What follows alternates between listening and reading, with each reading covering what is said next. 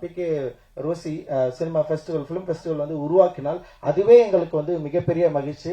And அதை பாபா சாஹேப் அம்பேத்கருடைய பிறந்த மாதமான ஏப்ரல் மாதத்தில் தலித் வரலாற்று மாதமாக கொண்டாடுகிற நீலம் பண்பாட்டு மையம் மூலமாக இந்த மாதத்தில் நாங்கள் வந்து உங்களுக்கு வந்து இந்த ஃபெஸ்டிவலை நிகழ்த்தி காட்டி உங்களோடு இருக்கிறதுல பெரும் மகிழ்ச்சி. இதுல உடன் இருந்த அனைத்து தொடர்களுக்கும் நிறைய இயக்குநர்கள் இதில் வந்திருக்காங்க. நிறைய பேர் ரொம்ப இன்ஸ்பைரிங்கா பேசினாங்க. நிறைய டிஸ்கஷன் நடந்தது.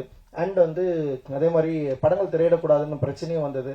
அண்ட் இன்னைக்கு வந்து நேற்று போலீஸ் தரப்புல வந்து நோட்டீஸ் வேற ஓட்டிட்டு போயிருக்காங்க. அண்ட் வந்து இங்க பிரசாத் லேபுக்கு வந்து இந்த லைசன்சிங் கேன்சல் பண்ணுன்ற அளவுக்கு வந்து ஒரு த்ரெட்னிங்கும் வந்து கிரியேட் ஆயிருக்கு. பட் அப்கோர்ஸ் அது பத்தி பிரச்சனை இல்லை. இப்போ சந்தோஷம் நம்ம வந்து வெளியில திரையிடலாம், நம்ம இங்க திரையில அனுமதி கிடைக்கலாம்னா நம்ம டெஃபினட்டா சந்தோஷம் வெளியில திரையிடலாம். அதை நம்ம எதிர்கொள்ள அளவுக்கு சக்தி நமக்கு இருக்கு. நம்ம பிரச்சனை நம்மனா அவ்வளவு கிரைம் எல்லாம் பண்ணலாம். அது சிவில் இது கிரைம் பனிஷ்மெண்ட் எல்லாம் சொல்றாங்க. ஸோ அப்படி ஒரு பிரச்சனையெல்லாம் அதை எதிர்கொள்ளலாம். பரவாயில்ல, கொஞ்ச நாள் ஜெயிலில் போய் உட்காரலாம் வாங்க. முடியல, எவ்வளவுதான் வேலை செய்யுது. ஒரு 10 நாள் ஜெயிலில் உட்காந்து கொஞ்சம் புக்கு படிக்கலாம், கொஞ்சம் வேற ஒரு என்வரன்மெண்ட் கொஞ்சம் இன்ட்ரெஸ்டிங்கா இருக்கும். ஸோ அதனால வந்து கைதாவதற்கு தயாராக இருக்கிறோம்.